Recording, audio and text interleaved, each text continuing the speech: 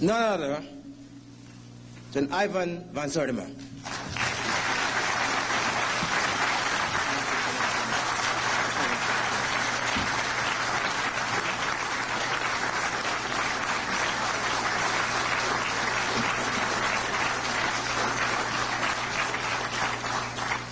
I appeared before Congress on July the 7th, 1987. I'd been summoned there to give due cause why they should not refer to Columbus's accidental stumble into the Caribbean, which he thought was the backside of India, as a discovery.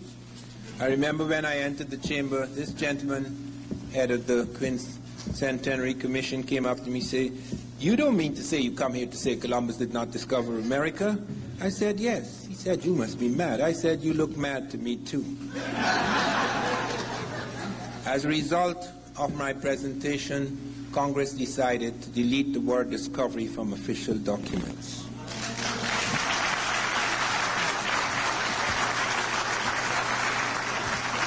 I presented a vast body of evidence, and it started as a peculiar accident because I was in the British Information Services, then I was in the British Information Services, and never intended to come to America. I'd heard such dark things about America, but I'd heard dark things about most countries. Anyway, I was on my way back. My Prime Minister had invited me to read poetry at the occasion of the independence of our country, independence celebrations, because I was known then as a poet. And I was on my way back, and Jan Carew, a famous Guyanese author, invited me to come to America, and I said, no, I'll never go to America. I've heard such dark things about America. No. He said, don't be foolish. There are dark things about all places in the world. You come and check it out. So I came there on a Saturday. Sunday morning he was asleep when I came down into his library, and I saw 3 green books, Africa and the Discovery of America, by Leo Wiener. This was done, I think, in the 1920s. The problem with Leo Wiener, however, he was strictly a linguist. And I felt that finding a number of African words in America would not be enough to prove the point. To prove something like that, which would overturn a great amount of thinking, would call for a vast body of evidence in many fields. So I actually began a critique of this. 30 years ago, I actually began to attack my own subject. I didn't know it would become my subject, because it wasn't good enough. Linguistics, I was trained as a linguist. I know that you could occasionally get a number of words. You'd have to prove a lot of things. You'd have to have evidence in many fields to prove something like this. So I sent it to the editor, and I said, if anyone could show me just a few sculptures or portraits of Africans in America before Columbus, I would take another hard look at this matter, because he presented no pictorial proof, and he knew nothing about skeletal material, so he couldn't provide skeletal proof. And the editor at Random House, Charles Harris, called me up and said, Van Sertima, something strange has happened on my table. You ended your piece by saying, if anyone could show me images of Africans in America before Columbus, I would take another hard look at this matter. And I turned the page, and I turned the page, and I turned the page. There were 7 images of Africans. John Williams, the novelist, author of The Man Who Cried I Am, had been to Mexico and met a strange German, last of the Royal House of Germany. Hitler had put him in charge of the German embassy in D.C., and something happened, and he was dismissed. I was later to find out why he was dismissed by Hitler, because Hitler sent around a circular saying that everyone in the diplomatic service has to sign a statement saying they're a pure Aryan. And von Wutenow wrote back. Now, he was a Count, the last of the royal house in Germany. This was strange for von Wutenow, strange for anybody in that position. Wrote back to say, there is no such thing as a pure Aryan. All people have black blood.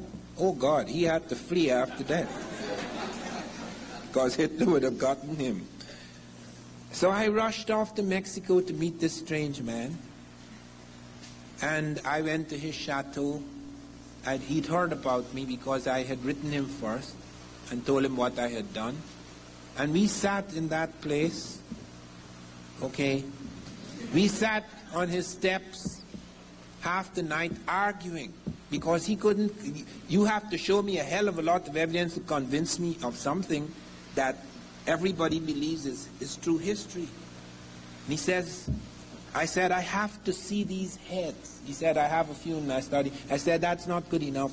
I have to be sure that they are valid, that you are now making this up. He was a little annoyed by that. He wanted to throw me out of the house. But nonetheless, I persisted. You have to prove this to me. I need to see sculptures of these people.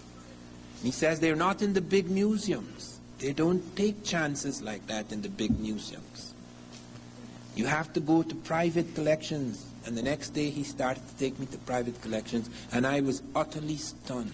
You would be surprised how much history is hidden in private museums.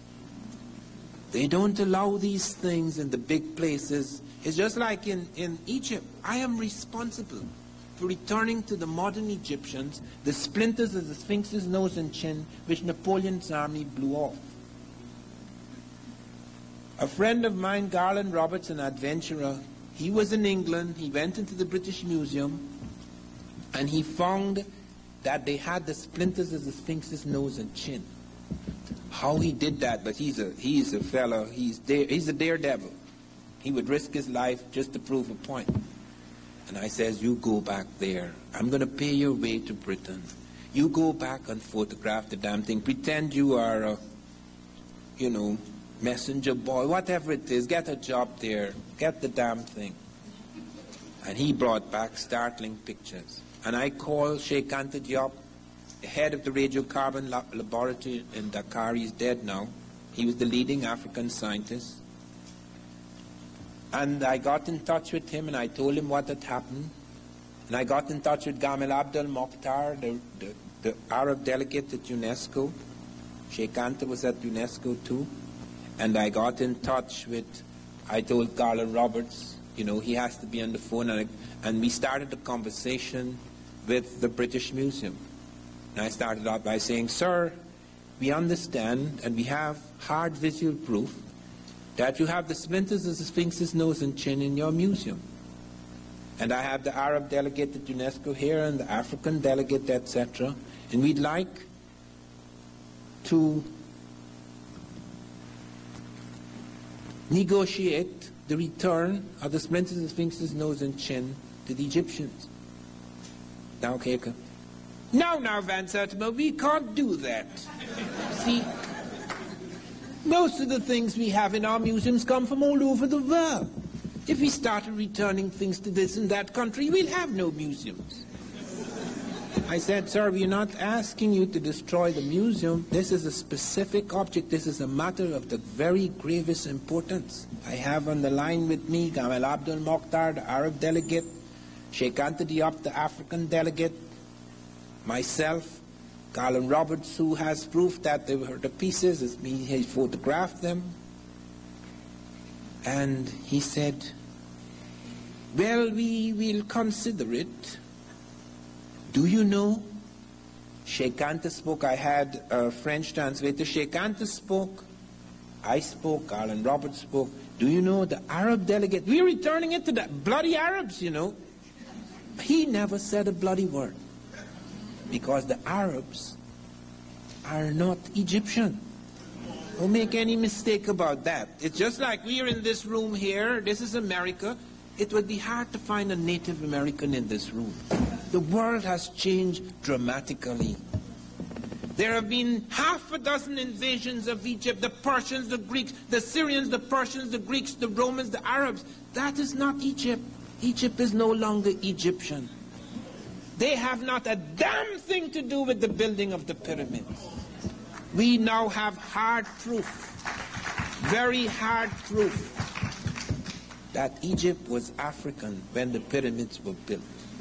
There is no question about it. This is not guesswork. This is not theory. We found the skeletons in the ancient graves. We found sculptures, which you'll never see when you go to Egypt. They don't put those things on display. But now we have the hard proof And I'll deal with that later when we come to deal with the Egyptian section of this lecture. But I appeared before the Congressional Committee and I presented 12 witnesses, all European. Because they're going to say I'm Afrocentric if I show them this African said this. No, no, no. I'm going to take the very people that you think you will listen to. Columbus is the first person. I said that's how I began. I'm not the first person to suggest there were Africans in America before Columbus. Christopher Columbus is the first person to say that. He actually says in the Journal of the Second Voyage that when he was in Haiti, Native Americans came to them and told them that black-skinned people had come from the south and southeast trading in gold-tipped metal spears. Columbus may or may not have believed, but he actually collected samples of these spears. They were sent back to Spain. They were meticulously, microscopically examined in Spain. And they were found to be identical, not just similar, identical with spears being forged in African Guinea. Of 32 parts, 18 were of gold, 6 of silver, and 8 of copper. Not only were they identical metallurgically, the words the Africans were using for these spears were the words the Americans were using. African word for gold, Ghana.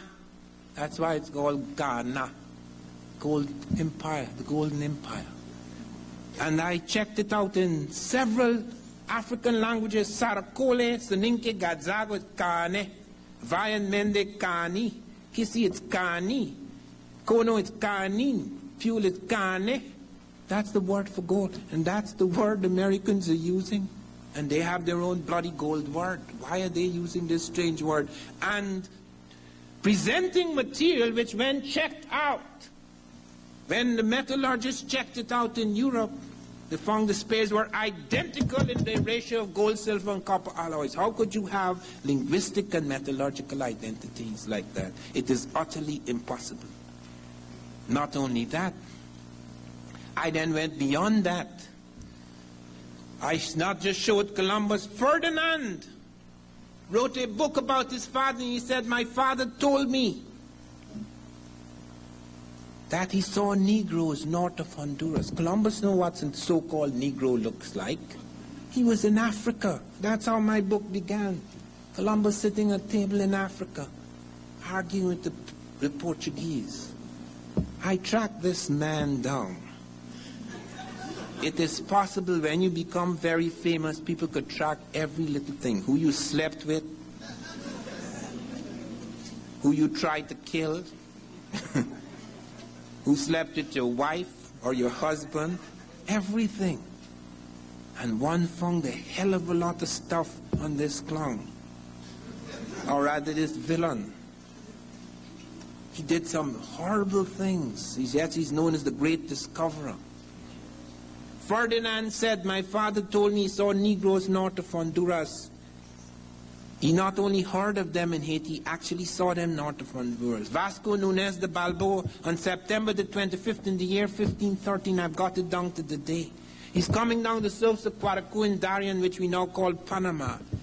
And he and his men saw 2 tall black men among the Native Americans. They are startled. They haven't brought no black people there. Several of them commented it. Peter Martyr said they must have been shipwrecked. Then he also said they were Ethiopians. Well, Ethiopians, the word Ethiopian is not used for people of Ethiopia. The reason why Ethiopia gets that name, Ethiop means burnt skin. People of burnt skin would generally call them Ethiopians. So it's not referring to Ethiopia.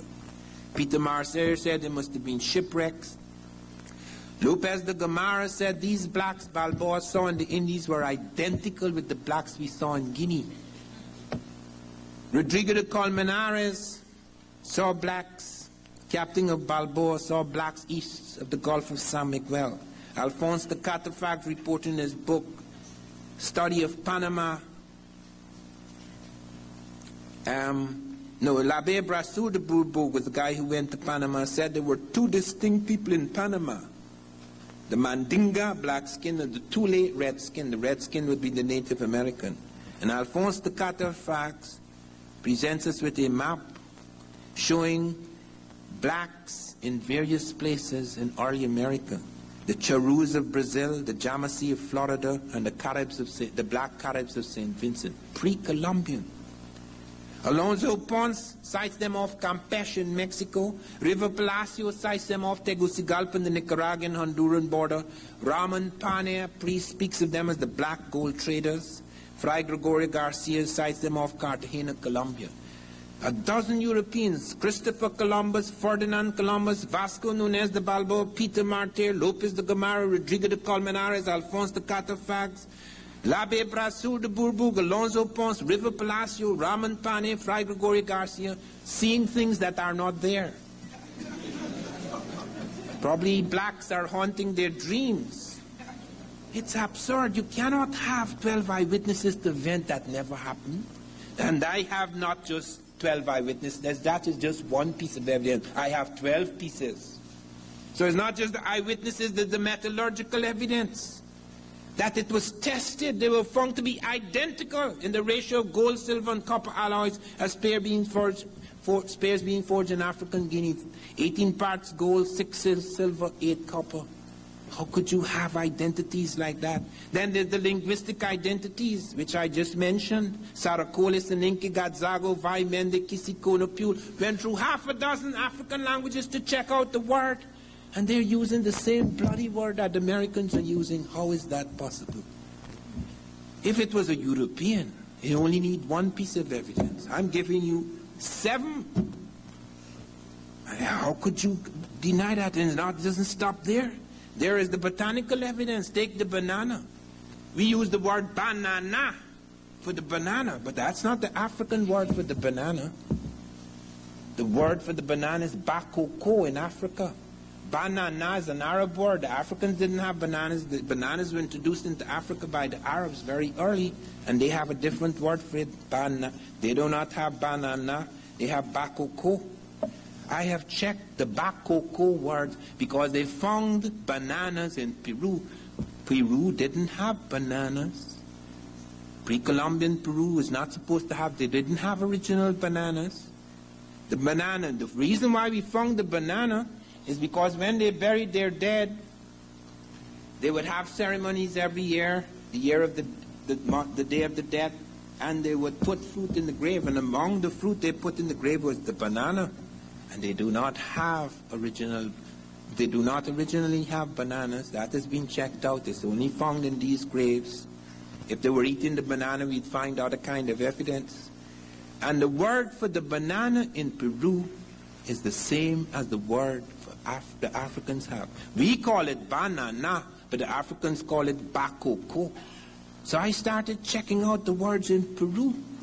How did this banana appear? They don't have bananas at that time in South America. And found in Galibi it's bakuku, in Oyapock it's bako, in Oyampi it's these are all South American languages. In Oyampi it's bako me, and Tupi is bako ba because and are interchangeable plosives. And in Apiacus it's bakowa, in Puri it's baho. So you have bakoko, bakuku, bako, bako me, bako ba, baho. Can't happen unless you have a connection, a very early connection. And then comes the oceanographic evidence, because most people say, here is Africa and here is America. How could the Africans cross? They only have canoes that Tarzan can turn over in the movies. But that's another myth again. First of all, there are 2 things here that they did not take into account. I lived on the river. My father was superintendent of road and river transport over an area that was as large as Scotland and Wales. I grew up in the river. And my mother and father were divorced. That was the first divorce in our country, recorded divorce in our country. They later remarried. That was the first recorded remarriage in our country. I wouldn't advise you to do it. It doesn't work. But anyway, they did it in order to save the children, and I am grateful to them, but they suffered. But anyway, to come back, you have this knowledge. I had this knowledge of currents because I used to swim 3.5 miles across the water to the air base. That was a big thing to show how you are. You know, boys are like that. They're always playing the ass, trying to prove they're strong. Several of us drowned. So you could see what I mean by playing the fool. Anyway, I used to swim across the river, so I was extremely strong. And I knew about currents, because most people think the river is just like that. No, the river is alive. In certain parts of the falls in Guyana, the water is running as fast as a motor car. You don't have to have an engine. You have to know how to steer. Or it hits you against the rock and you're blown to pieces. The water moves as fast as a motor car. And in those waters, they do not move as fast as a motor car, the great rivers, but they move with force and take you places. And we have discovered 3 currents of Africa that take you automatically to America. There's one of the Cape Verde, one of the Senegambia coast, one of the southern coast of Africa. Once you are caught in those currents, you have to come to America unless the fish get you first. Whether you have an engine or not, the water is the engine. It's very powerful. And it's exactly where those currents end that we find the African presence. It goes to Mexico. It goes into other parts of America. It goes to Brazil. They've recently found, listen to this, look at the lies involved here. They recently found an African Negro woman. I say Negro because not all blacks are Negro. The African has 6 faces. For example, if you're in a dry African climate, you have a narrow nose. If you're in a wet or moist African climate, you have a broad nose. Most people don't know that. They don't know they have 6 types of African. There's the Nilotic type. They're all black. But they have the Nilotic type, the so-called true Negro type, all sorts of types they have. And I have in my new book the faces of the various types. And all of these types appear. But what is most extraordinary is the evidence we have of their ships. They had the ships. Thor Heyerdahl became world famous because he got the Buduma people on Lake Chad to build a boat that the Africans built before Christ. Thor Heyerdahl used the boat the Africans built before Christ. They showed him the model. They built the boat. He financed it. A boat they were using before Christ, and it crossed the Atlantic successfully. Heyerdahl told me, Van Sertima, we did not even have to fish. The fish jumped on board. Because in those currents are millions of fish. Millions. And it wasn't just Heyerdahl. Alain Bombard also tested African boats. And they made it in less time than Vespucci. You have several, if you study the work I have done in the new book, Early America Revisited, you'll see these guys made it in less time than the European boats because of their knowledge of the currents. And they're not only currents of the Cape Verde, of the Senegambia coast, of the southern coast of Africa that take you to America. They're currents that spin you back towards Africa. We have an evidence of a boat, American boat, Native Americans landing in Africa 62 BC. There were 7 in the boat because it was an accident. They were taken because the currents that not only take you there and pull you back.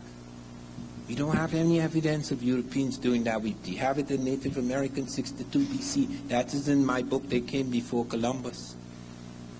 And apart from this oceanographic evidence, there's the navigational evidence. That's the boats. The Africans had the boats. The Africans built the boat for Heyerdahl. Heyerdahl became world famous about how he crossed the Atlantic. He didn't build the boat. It was Africans who built the boat for him. A boat they had used before Christ, the Buduma people on Lake Chad. It's in my new book, Early America. You'll see the boat. The Africans built it. They could easily have crossed. And when you cross, the current actually takes you into the Caribbean, to Brazil, or parts of South America, to Mexico, etc. Recently, listen to this, look at the cheating going on, look at the profound dishonesty of scientists. They found a Negro woman in Brazil, where the currents come from Africa, the Caribbean, Brazil, etc. They found a Negro woman in Brazil, 12,500 years old. That is even before the Native Americans. Now, Negroes always came from Africa, but it was so embarrassing that they suggested, yes, it's a Negro, but it came from Asia.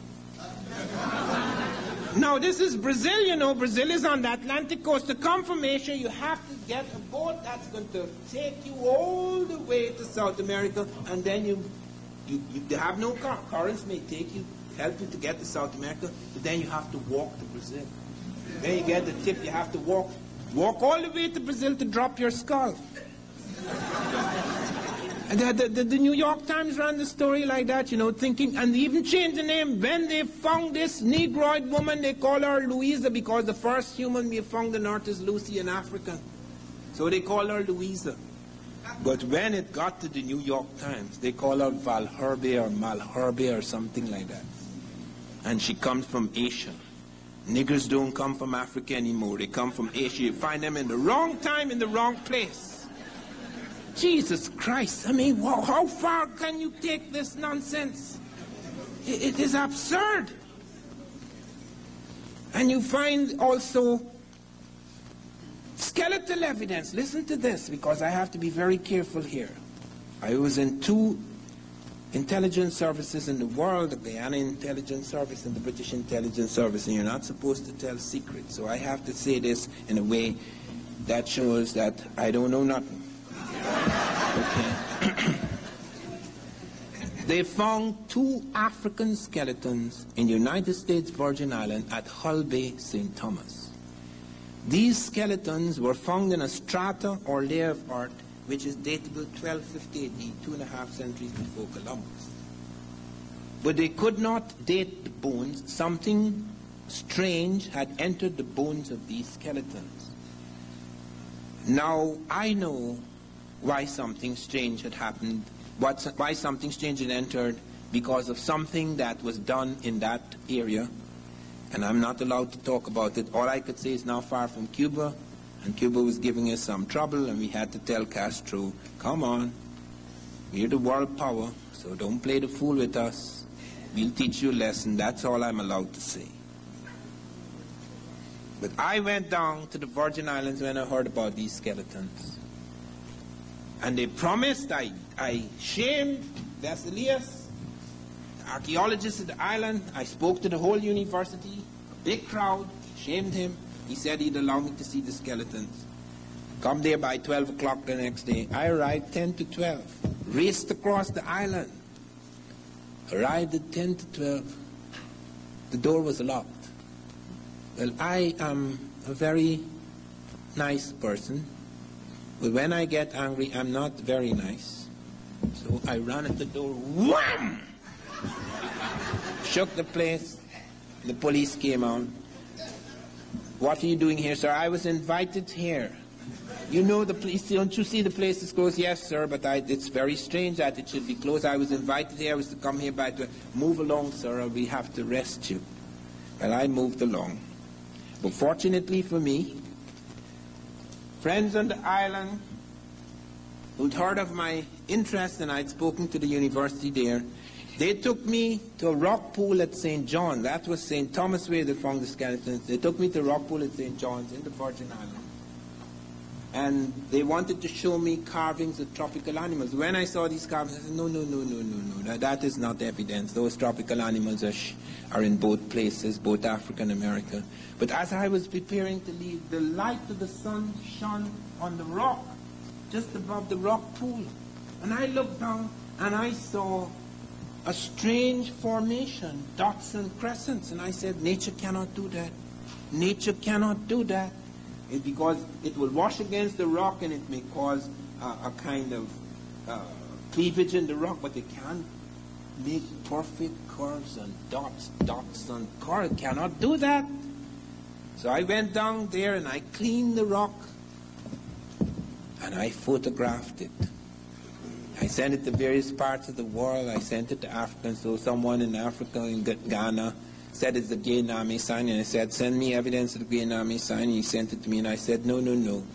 Don't waste my time, man. That doesn't look anything like the Gainame sign.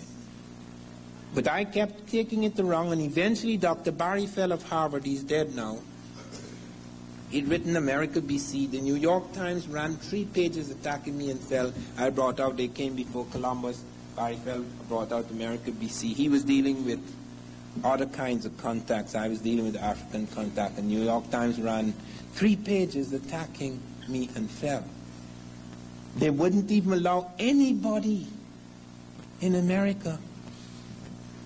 But fortunately for me, Dr. Clarence Wine, the oldest of American archaeologists, who'd been on the place where they found the stone heads with African faces, he wrote a marvelous essay on me. Because he was the oldest American archaeologist, they couldn't kick out his essay. So he said, I am absolutely convinced of the soundness of Van Sertima's conclusions. So in spite of all that, it came through. But look now, the skeletons, we cannot move on. Because recently we have another clown who's entered the Virgin Islands, and he's saying now that even though they're in strata 1250 AD, these skeletons could not be, could not be Africans because they have, could not be proper Africans because they have something teeth, they have some problem with the teeth. And Africans cannot have that problem because they are some sort of nonsense about they don't eat certain things, so that they, the most absurd, I find it difficult to remember it because it is so absurd, I do not know how long I could keep it in my golden brain. These people are awesome. Look, what incredible evidence. If I did not find that script which was translated, plunge in to cleanse yourself, this is water for ritual ablution before prayer, because Barry Fell says, it's Libyan, so I sent it to the Libyan Department of Antiquities, and they came up with the translation. Plunge in to cleanse yourself, this is water for ritual ablution before prayer. And then comes a map. It's in my new book, a map of Brazil that shows independent black settlements in Brazil, pre-Columbian. And then comes the oral evidence in Mali. They speak of a king, Abu Bakari II, who wanted to cross the ocean because he felt there was land beyond. And he appears, the Mexicans report this strange black man in white robes appearing. And it is also reported by the Arabs because Mansa Musa went to Cairo. He's a Muslim, and he went to Cairo. When he was in Cairo, he talked about, they asked him, what happened to your brother? And he told him that he wanted to cross the ocean and he never came back. And it's recorded by the Arabs in Al-Kashandi and the Masalik al-Absar, Fi Mamalik al-Amsar, so that's the documented evidence. Then there's the iconographic evidence. So I've presented 12 pieces of evidence: eyewitness accounts, metallurgical evidence, linguistic evidence, botanical evidence, oceanographic evidence, navigational evidence, skeletal evidence, epigraphic evidence, the script, cartographic evidence, a map, oral evidence of the Mali Griers, documented evidence, the Arabs, Al-Kakashani, the Masalik al-Absar, Fi Mamalik al-Amsar, and the iconographic evidence. That is, you look at my book and you're going to see sculptures of Africans. There's everything. The texture of the hair, the shape of the faces, lips, noses, everything. And one of the things they found, and I'm not going to talk about it at this point in the lecture, later, they found something that is so astonishing that they are utterly embarrassed. And that was found after. But here is the 1310, 1311 journeys where I present 12 pieces of evidence. I did not know of an even earlier visit because that is what I presented to Congress. and they decided to delete the word discovery. So let me make it quite clear. Truth, trust that the ground will rise again.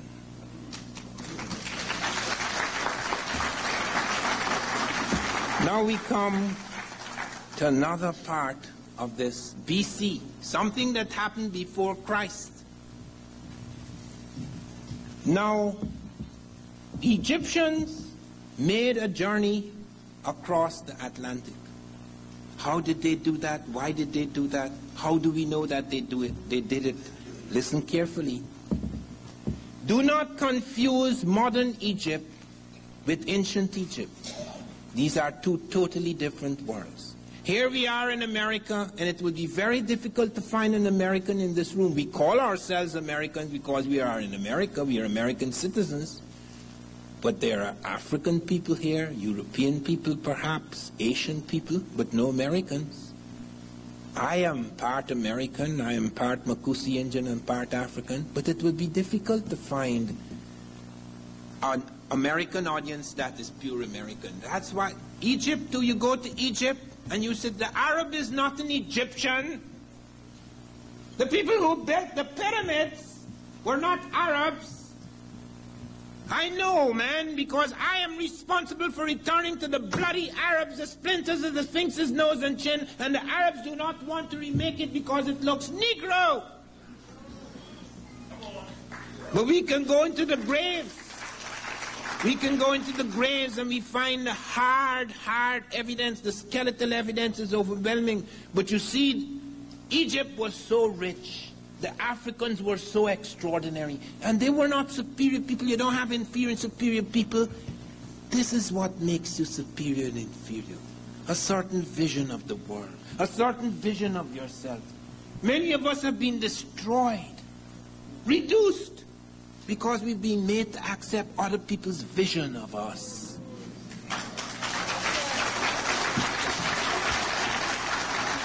You look at Hitler. Hitler was a bloody lunatic. We threw him in prison in his early 20s. Hitler was walking about the prison like this. Guards bowed to him. That was an awesome person, boy. I mean, he was evil, but he was awesome. Napoleon, too. Napoleon wasn't even a Frenchman. Most people don't know that. I am destined to glorify a people I hate. Could you imagine that as Napoleon? I read his diaries. I am destined to glorify a people I hate. And then the one thing I regret most in my life, this is Napoleon. The one thing I regret most in my life is that I did not make Toussaint. I did not make the black Toussaint governor of Haiti. I blame it on my black wife. Do you know Napoleon was married to mulatto from the West Indies, which we would call black hair? But do you know, she was the prejudiced one, not Napoleon. Napoleon wanted to make Toussaint governor of Haiti. His wife said, no, why would you give up territory to nigger? It's as crude as that. So bear in mind, here I am responsible. I financed a telephone link-up between Gamal Abdel Mokhtar, the Arab delegate at UNESCO, Sheikh Anthony Diop, the African delegate at UNESCO, myself, the representative of the British Museum, Garland Roberts, who found the pieces, and another gentleman who did translations from the French. And British began, now, Van Sertima, we can't do that. Because if we start returning this item and that item to this and that museum, we'll have no museum. I said, sir, we're not asking you to return everything from your museums. You're well aware of the things that have been taken from other museums and other places. This is a very specific thing. It is of no value to you. You can't show it. What is the point? You can't show the splinters of the nose. Nobody's interested in splinters. Put the nose back on. But the Arabs do. The Mokhtar, the Arab delegate, never said a bloody word. Boy, he don't want no nigger nose interfering with the tourist trade in Egypt. It's as crude as that. Look why Egypt is no longer Egyptian. Those are not the people who built the pyramids. The Syrians attacked in 654 BC. The Persians attacked in 550 BC. The Greeks attacked in 320 BC. The Romans attacked just before and after Christ. The Arabs attacked 638 to 640 AD. That is why Egypt is no longer Egyptian. They have nothing to do with the building of the pyramids. If you go back in the graves, we have found hard evidence in the graves that the Egyptians were African. Let me listen to the anthropologists, all the great anthropologists. Because this is hidden, this doesn't come out in history books. The earliest human fossil found in Egypt was the skeleton of the Nazlet Kata man found near Tata, Egypt, which was dated 35,000 to 30,000 years before Christ. Regarding the racial affinity of this skeleton, Thoma concludes strong alveolar prognatism combined with fossil Prinacilis and an African skull is suggestive of Negroid morphology. He proves it's a Negro. Then comes Wendorf, 1982. Wendorf discovered the skeleton at Wadi Kubaniya, located 10 to 15 kilometers north of Aswan in Egypt. This skeleton dated approximately 20,000 years before Christ. The wide nasal aperture, lower nasal margin morphology, presence of the sulcus prinacilis, wide interorbital distance and alveolar prognatism demonstrate affinities with broad African variants. All of the great anthropologists, archaeologists, Thoma, Fehrenbach, Wendorf, Stewart, Green, Armilagus, Wrightmore, Crawford, all of them prove that those early Egyptians in the Pyramid Age were African. That's the reason why Mokhtar, the Arab delegate, doesn't want a Negro nose on the Sphinx, because they don't want to relate back. But the Germans sent me, I have it in my new book, you see a beautiful color photograph showing you what the world was 1,200 years before Christ. The black is on top of the world. He is in charge of Egypt. There's no question about it. And they built the pyramids. The Japanese came to my friend Sheikh Anta Diop, seeking advice on building a pyramid. And Sheikh Anta Diop said, do not use bronze tools. And the Japanese said, how could you say that? The last stage of the Egyptian was the Bronze Age. And he says the last age is not the best age. You cannot. The Japanese would not listen. They went there. They made such a mess. They had to throw them out. Bronze tools, the tools broke. They had to use air jack hammers in order to cut the stone, and they could not cut it, the stone the ancient blacks in Egypt did. Let me tell you, this is scientists reporting with amazement at how these Africans cut stone. The mean variation of the cutting of the stone from a straight line and from a true square is but 0.01 inch in a length of 75 inches up the face, an amount of accuracy equal to most modern opticians' straight edges of such a length. In other words, we only cut eyeglasses like that. These joints, with an area of some 35 square feet each, were not only worked as finely as this, but were cemented throughout, though the stones were brought as close as 1/500th of an inch, or in fact into contact, and the mean opening of the joint was 1/50th of an inch, yet the builders managed to fill the joint with cement, despite the great area of it, and the weight of the stone to be moved some 16 tons. To merely place such stones in exact contact at the sides would be careful work, but to do so with cement in the joints is almost impossible. This is Flinders Petrie, Our Inheritance of the Great Pyramid, London, 1874. Thus the builders of these great monoliths quarried and cut stone within 1/1000th of an inch of mathematical perfection, and raised the man-made mounting as meticulously as we cut gems. There are approximately 2,300,000 blocks of stone which comprise the Great Pyramid. These individual blocks weigh from 2.5 tons to 70 tons, as much as a railroad locomotive. Originally covered an area of 13.1 acres. The Great Pyramid, listen to this as I close on this part. The Great Pyramid contains more stone than all the churches, chapels, and cathedrals built in England since the time of Christ. If all the stone in this pyramid were sawed into blocks 1 foot in an edge, and these were laid end to end, they would stretch 2/3 of the way around the globe at the equator. The Great Pyramid contains enough stone to construct 30 Empire State Buildings.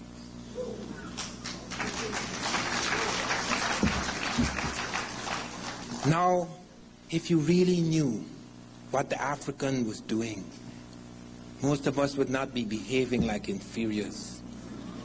We'd have challenged the system long time ago.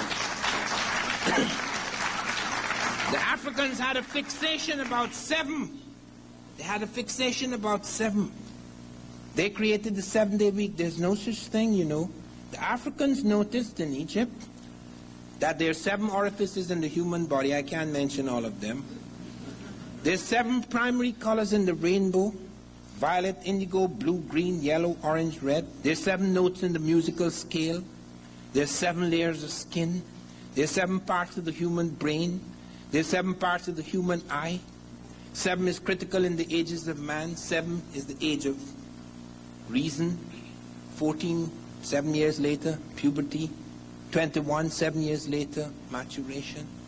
7, 7, 7, 7, 7. That is why they created the 7 deadly sins. Christ was in Egypt. He's not an Egyptian, he's a Jew. He was born in Jerusalem, but he went to Egypt. Read Hosea, out of Egypt shall I call my son. He was brought back to Jerusalem, where he was crucified. 7 deadly sins, 7 cardinal virtues, 7 days of the week. That's, the Africans created the 7-day week. There's no such thing. 7, 7, 7, 7, 7. And then they sent out 7 ships across the water. Now they had intimate interconnections with the rest of Africa. We have found evidence of that. Lady Lugard reports a visit of Egyptian pharaohs to Hausaland. We have found, and here is where Diop was very helpful to me. Diop and Obenga. Obenga, 2 weeks ago, introduced me to an audience in California. Obenga is the most remarkable African scholar in the world at the moment. Sheikh Anta Diop was before, but he died. And I managed to make contact with these gentlemen. Sheikh Anta and I had a nice quarrel about tobacco, because Sheikh Anta was the only African who was allowed to examine mummies in a certain part of Egypt, and he found tobacco in this mummy, and I was explaining to him that the Africans have their tobacco, the Americans have their tobacco, and I was pointing out that certain distinctions could be made between the 2 tobaccos, and that in my book they're using the same term, and I explained why they're using the same term, because of a certain kind of pre-Columbian contact, but that it's not the same tobacco. Well, Diop surrendered, and that he was a most remarkable man. I want to dedicate this lecture to him, because he had the most profound impact on so many of us. We invited him to the Nile Valley Conference, and his plane crashed. He didn't die, and he had to be rushed from the burning plane, and I told him, do not come by plane the next time. You are to go and visit your wife in France, and then you're to do overland, and then you're to take another kind of ship, but do not let it be known where you're moving. Okay, we are not to talk on the telephone. You have to be very careful about that. Diop came to Atlanta. That was a marvelous occasion. He was the most remarkable man I have ever met. And we had these marvelous conversations, etc. But I knew he would die soon, because like John Clark, I noticed it with him too. They do not pay attention to what they're eating. After you get 60, you have to pay close attention to what you're eating. You can't just eat any old thing, because it dies there, and it's not buried easily. So be very careful. I'm 65, and I know. I exercise every day. Okay, and that's what saved my life last year. I was rushed to hospital last year, and these crooks in the hospital, they want to make money because they know Rutgers pays most of the bill, so they want to make money. Not telling they have all sorts of things on my heart. I said, there's nothing wrong with my heart. Yes. They have all these sorts of things on my heart. 3 days in the hospital, and I don't know what's happening. So I got really mad, and when I get mad, I get real mad. I grew up in the bush. And when I get mad, I behave like a bushman. I mean, all the civilized cover, that disappears completely. I just curse, smash up things, etc. And so they came, held me down. I said, I want to leave right now. They said, but you can't leave, you know, you're very ill. Something wrong with your heart. I said, there's nothing wrong with my heart. They said, well, if you leave now, you have to pay the bill. I said, well, I've only been here 3 days. Yes, but your bill is $5,500. I say, well, I'll stay.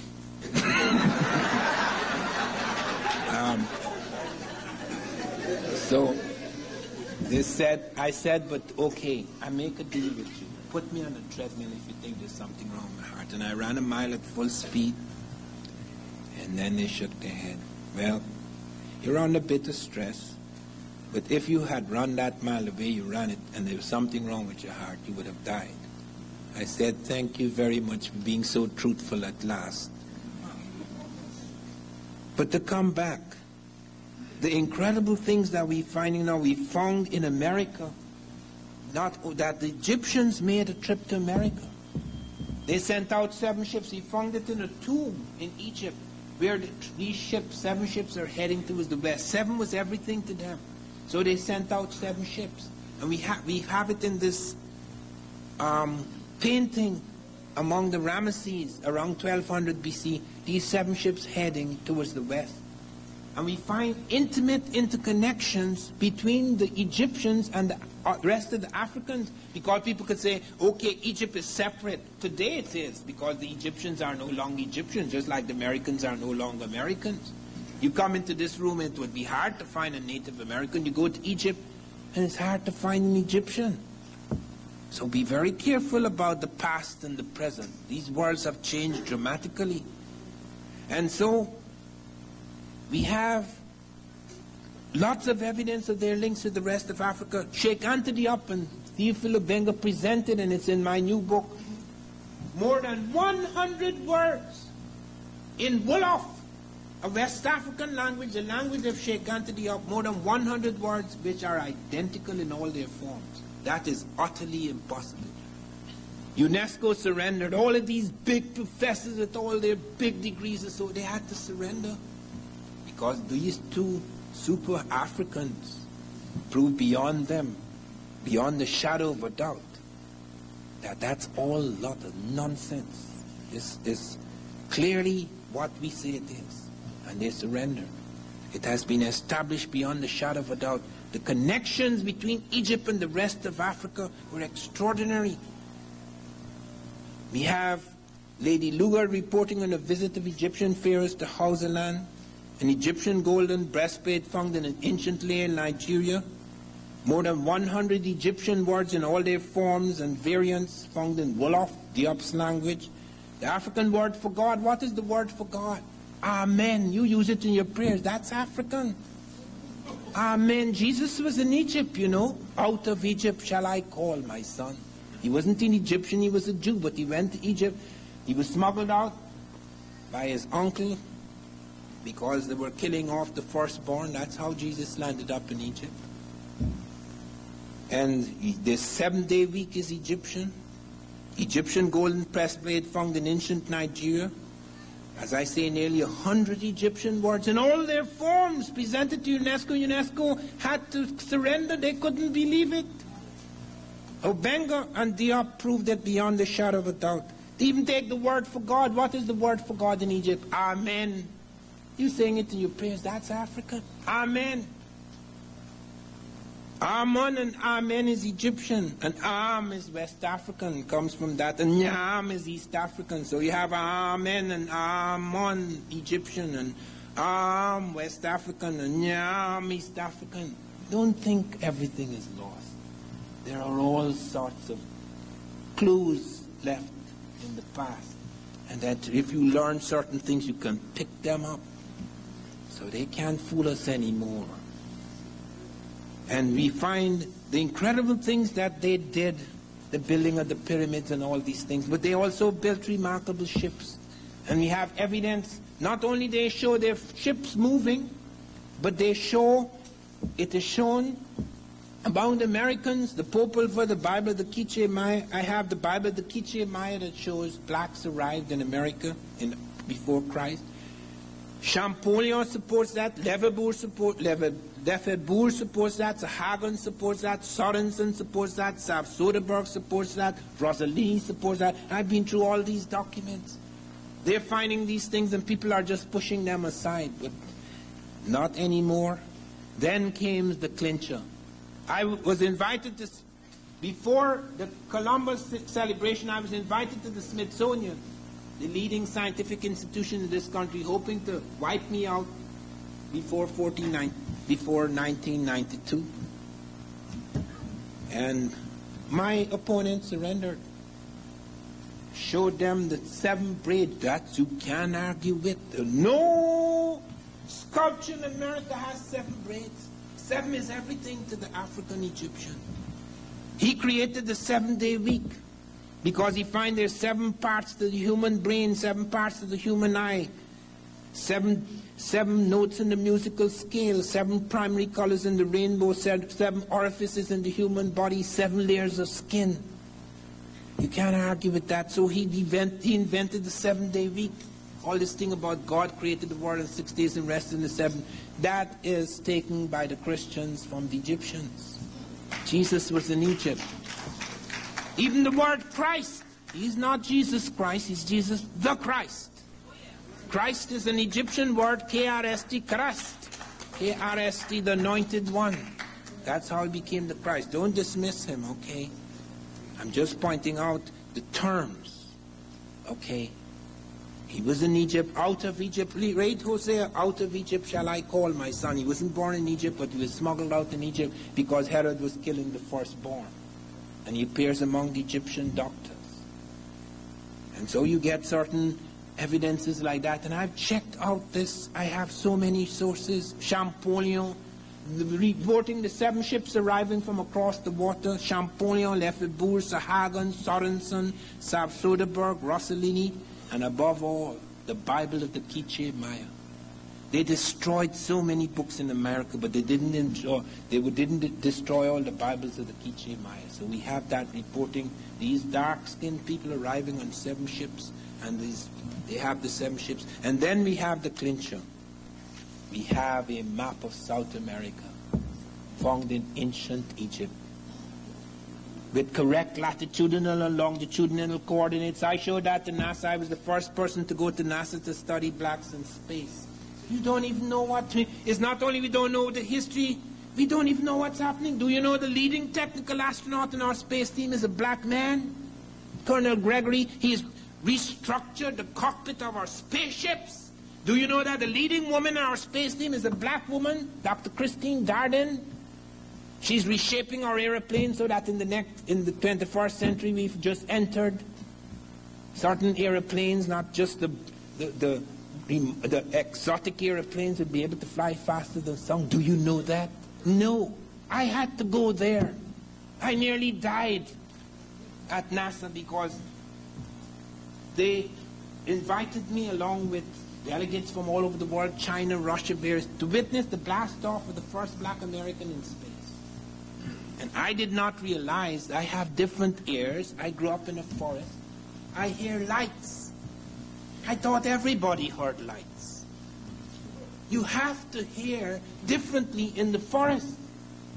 Because snakes, you can't see snakes. Snakes take on the color of trees and foliage. Therefore, you have to hear that when he starts. You have to hear that. Are you dead? I didn't know I had different ears.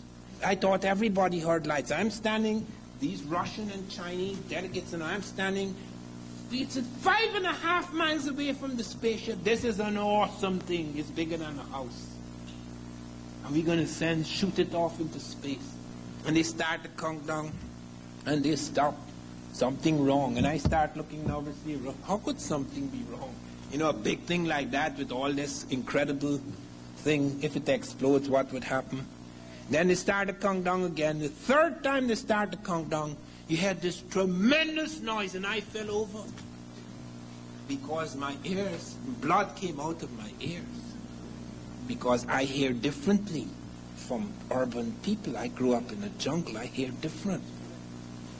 So that really startled the hell out of me. I never went back to NASA after that. But I'd learned enough about it. It's in a book, Blacks in Science, Ancient and Modern. You see me with the leading technical astronaut, etc. And you would be amazed what blacks are doing in this country, totally unknown. Bell Labs employs more than 1,000 black scientists. They created the transoceanic cable. They were major in that development. They're reshaping our airplanes. They remade the cockpit of the space shuttle. You never hear about that. If a black commits a crime, yeah, that's news. But when he does something extraordinary, oh my God, no, there's something mistaken here. It's like the New York Times calling the black Val Herbe, so nobody would think it's a black. Now they're saying this Negro they found in Brazil came from Asia. Could you imagine that? She's going to take a ship all the way to the edge of South America and walk all the way up to Brazil, because there are no currents will take you out. Walk all the way to Brazil to drop her bloody skull. This is the state of the world we are in. But let me show you the slides now, because you have to see some of these things to believe them. So if we could shift to the slides.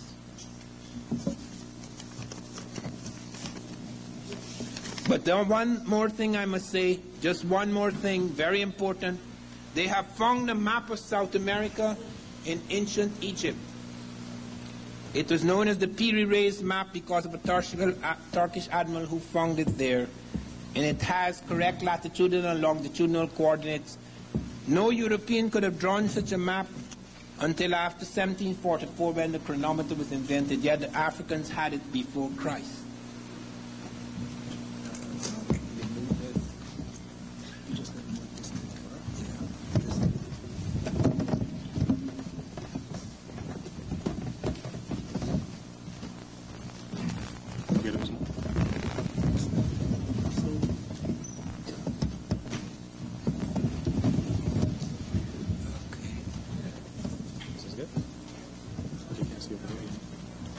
Oh, they can't see it. I could put it over here.